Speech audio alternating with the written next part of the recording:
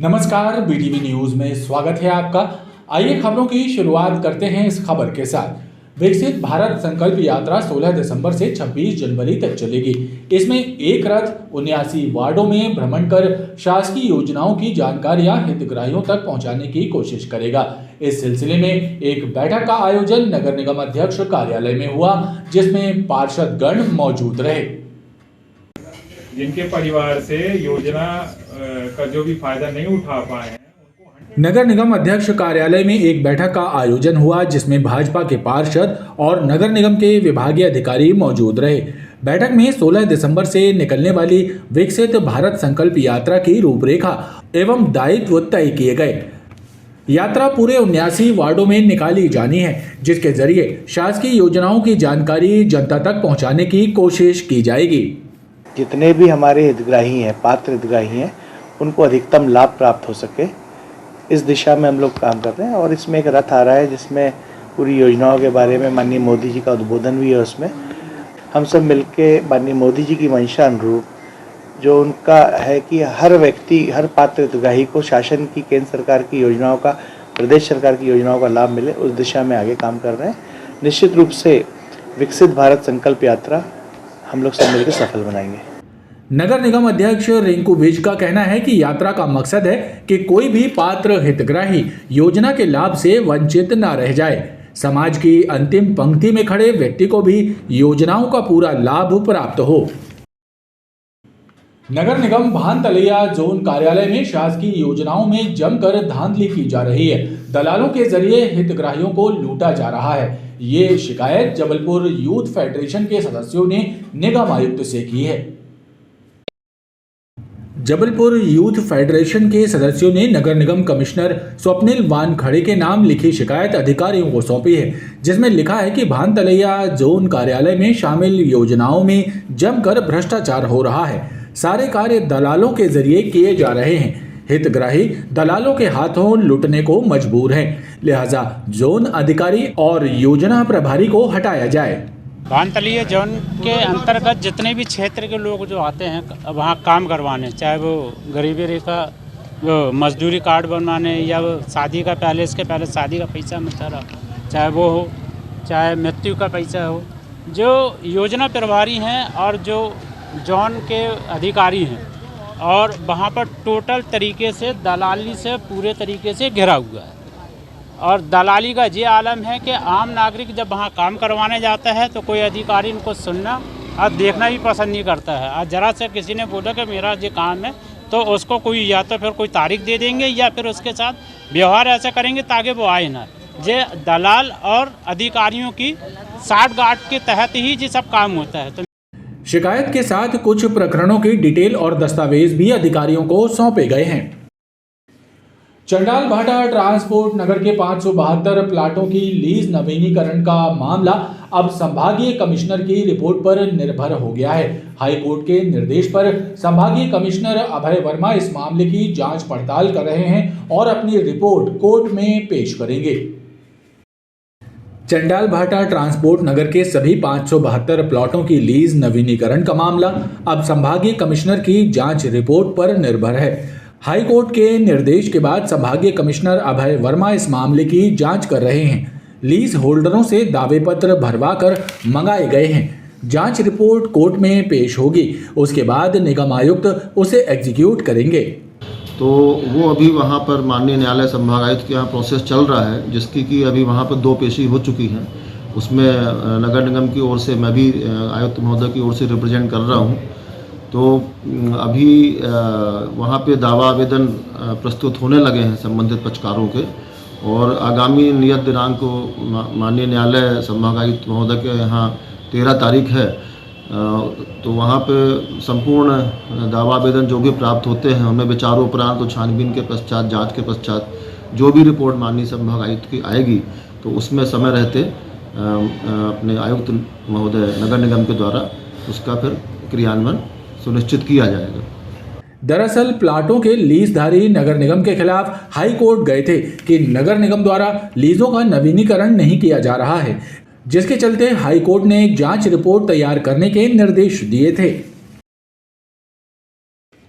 मिलावटी दूध का विक्रय किए जाने की चुनौती देने वाली जनहित याचिका पर हुई सुनवाई के दौरान राज्य शासन के द्वारा उच्च न्यायालय में शपथ पत्र पेश किया गया। इस मामले में शासन ने हाई कोर्ट को बताया कि उनके द्वारा मिलावटी दूध की जांच के लिए सतत कार्रवाई की जाएगी।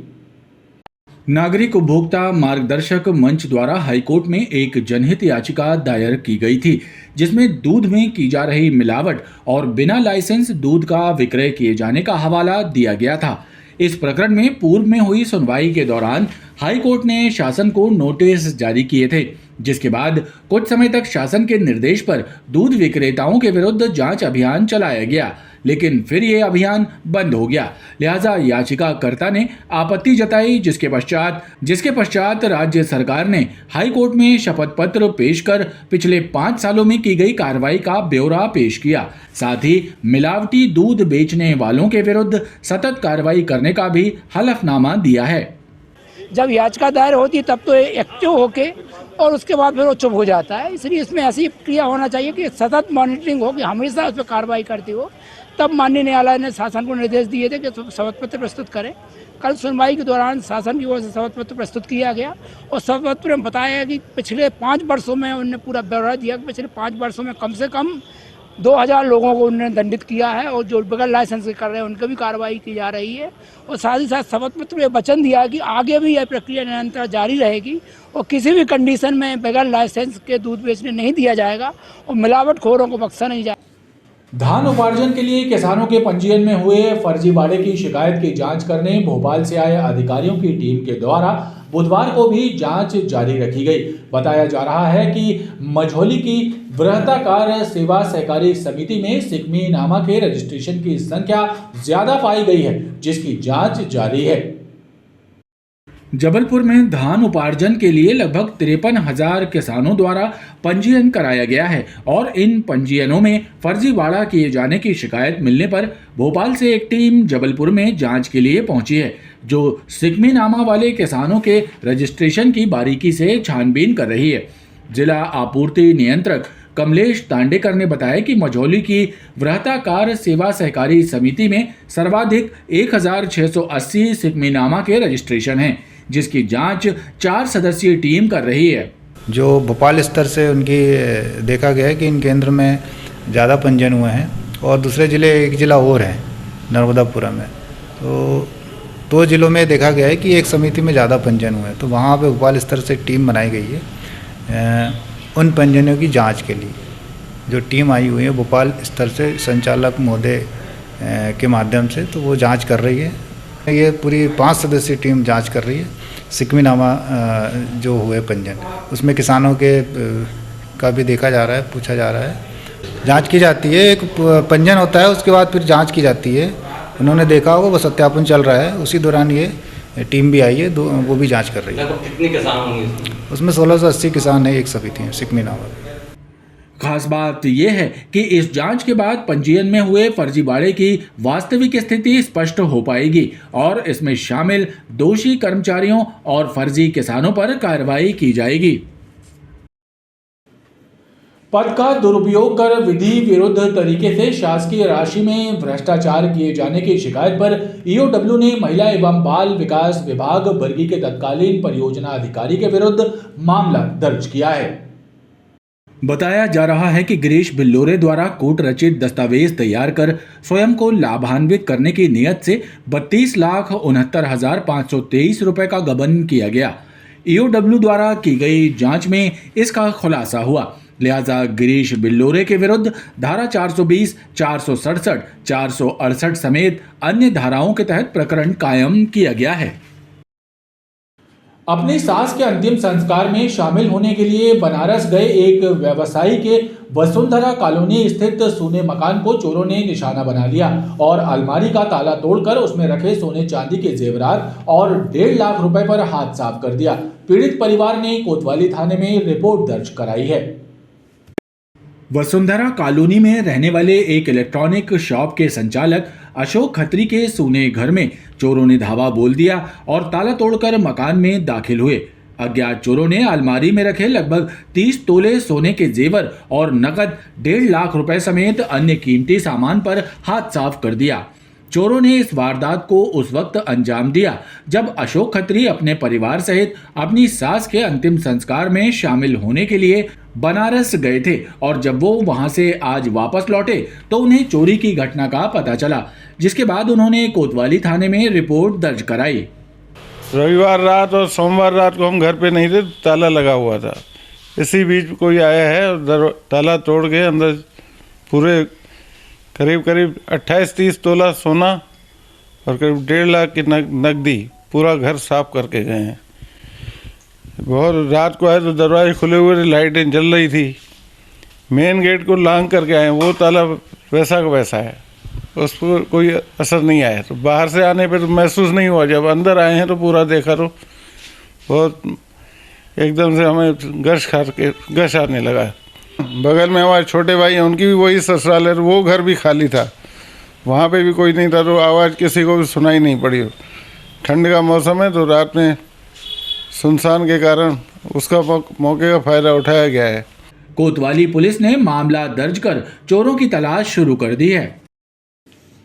SC/ST एक्ट के एक मामले में हनुमानताल पुलिस द्वारा गिरफ्तार किया गया एक आरोपी उस वक्त फरार हो गया जब वो कोर्ट में जमानतदार को पेश नहीं कर पाया। इस घटना की रिपोर्ट ओमती थाने में दर्ज हुई है। पुलिस अब फरार आरोपी की तलाश कर रही है। हनुमानताल थाने में दर्ज एक मामले में गिरफ्तार आरोपी आशीष बिलथरे को पुलिस ने जिला न्यायालय में पेश किया, जहां पर जमानतदार पेश नहीं करने पर पुलिस उसे जेल दाखिल कराने के लिए ले जा रही थी। उसी दौरान मौका पाकर वो फरार हो गया। आरोपी के फरार होने के बाद ओमती थाने में रिपोर्ट दर्ज कराई गई है। अब पुलिस फरार आरोपी की तलाश कर रही है।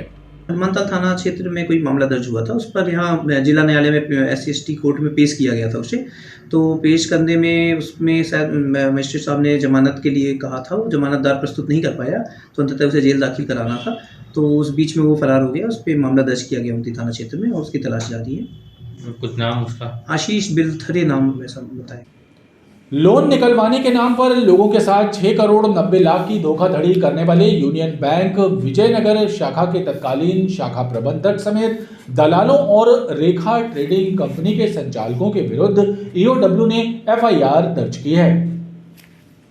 EOW से मिली जानकारी के अनुसार रेखा ट्रेडिंग कंपनी की डायरेक्टर रेखा नायक, उनके पति संतोष भोजक, दलाल सुरेश मतानी और तत्कालीन शाखा प्रबंधक कमल मिश्रा द्वारा मिली भगत करके लोगों को मुद्रा लोन और PMEGP सहित अन्य योजनाओं के तहत लोन दिलाने का झांसा देकर उनके दस्तावेजों पर लाखों रुपयों के लोन निकलवाए गए थे, जिसकी शिकायत EOW में की गई और इस मामले की जांच के बाद अनावेदकों पर FIR दर्ज हुई है।